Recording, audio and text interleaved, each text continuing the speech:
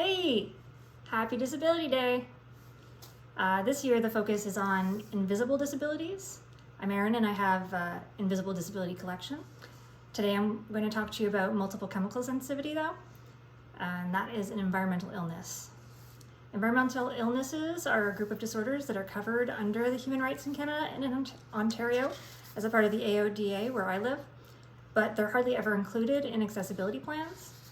So people who have MCS can react to a large variety of things, and often along the volatile organic compound groups, which can be naturally occurring, like in essential oils, tree saps, and pollens, or chemically processed. Usually there are natural-based ingredients in the processed products, and those are the root of the issue, but they're so ubiquitous, and current labeling laws do not protect people with reactions outside of the most common allergens. The most common sensitivity for people, for what I call beginner's MCS, is perfume and scented products. So feature of MCS include migraines, hives, eczema, food sensitivities similar to MCAS, brain fog, dizziness, asthma, hair loss, psoriasis, nervous system control, muscle control issues, vomiting, diarrhea, breathing issues, emotional regulation issues, and body temperature regulation issues, sweating, nosebleeds. I'm sure there's other things I've forgotten because I ran the dishwasher today and it's got a rubber gasket, and so the brain frog, that situation is real. And my lung lesions even are caused by multiple chemical sensitivity, but I had to convince a bunch of doctors that I even had them because MCS presents in such a way that you usually don't get a lot of testing to verify. There's only 3 treatment centers also in Canada for environmental illnesses, and there's no environmentally safe hotels or places to stay if you can get an appointment, because hotels are not forced to become accessible. Most even spray signature scents around their properties. It was over a 1.5 year wait to get into the Women's College Hospital in Toronto, as it's not properly funded. There are no official treatments. They try to get you seen by as many specialists as they can for the associated symptoms, but often people with MCS do not have traditional test results, as I mentioned, and they're left to deal with their disease alone or forced to try out alternative medicines, which are not covered under provincial health care or insurance, should you be able to get any. And this leaves the MCS community vulnerable to scammy practitioners and commercialized healthcare fraud, and that often makes their issues much worse. Alternative practices that do help are not sanctioned, as there have been no funding put into research or attempts at creating medicines.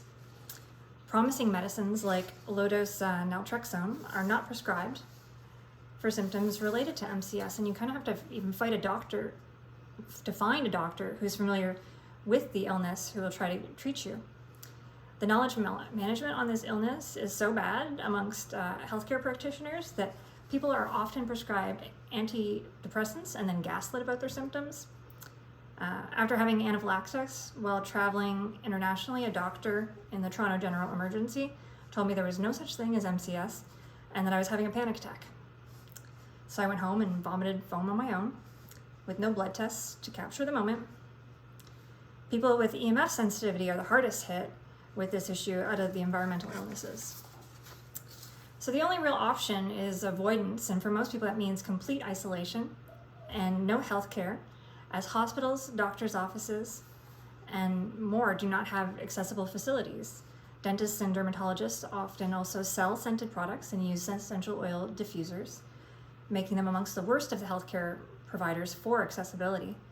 And especially now, with inaccessible cleaning products being broadcast as the only option by Health Canada, while safe peroxide disinfectants do exist, and unscented soaps, of course, we've been completely cast aside. Health Canada even warns about the dangers of indoor VOCs, yet has created a situation where they are unavoidable.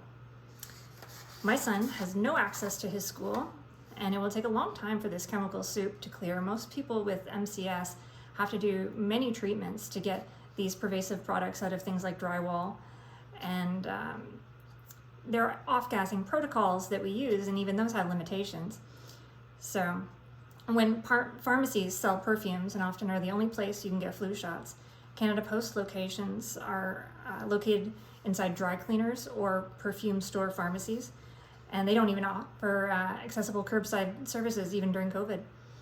So we do not have regulations on home dryer venting filtration to stop the onslaught of dryer sheet fumes that affect people and the environment. Many cleaning standards mandated by the government for food services are inaccessible, barring disabled people from working in entire industries. Once you're pushed out of the workforce by inaccessible standards and unenforced policies, you have the option of not having your disability covered under Canada's Disability Tax Credit Program and fighting to be on provincial disability, which is at below poverty rates. The assistive device program in Ontario doesn't cover air purifiers needed to maintain health. Air purifiers are also not tax deductible as health expenses. Neither is infrared sauna use, which is one of the only suggested treatments. There are no safe homeless shelters, and most low-income housing is not chemically accessible. There are no scent-free, low VOC long-term care centers. Food banks are not accessible and cannot handle requests such as no nightshades, pesticides, or foods without preservatives. We do not have VOC ratings on products. We do not have a scent-free path similar to gluten-free paths for foods, and there's often contamination. I need a back brace, and I can't find one that I don't react to, which is a huge barrier to healthcare. So we are recognized in Canada, but not supported or treated. And that stops today. And how we do that is by funding research into treatments and capturing genetic information for those afflicted to add to the drug reaction database. Clearly stating accessible standards and not forcing disabled people to disclose their illnesses to get accommodations. Updating inaccessible workplace standards, like for commercial kitchens. Creating a VOC rating standard for products as a part of environmental carbon emissions legislation. Creating a scent-free food chain. Creating accessible housing. Funding disabled people who can't work and providing them with the tools they need to get well, like knowledgeable doctors, air purifiers, and grocery cards to purchase their own foods. And hiring people with MCS to create your policies and solutions. So, I hope you've learned a lot about MCS and you've got a lot that you can go off and ask your MPs to get started on. And I hope you have a great day. Ditch your perfume, wear your mask, and stay safe.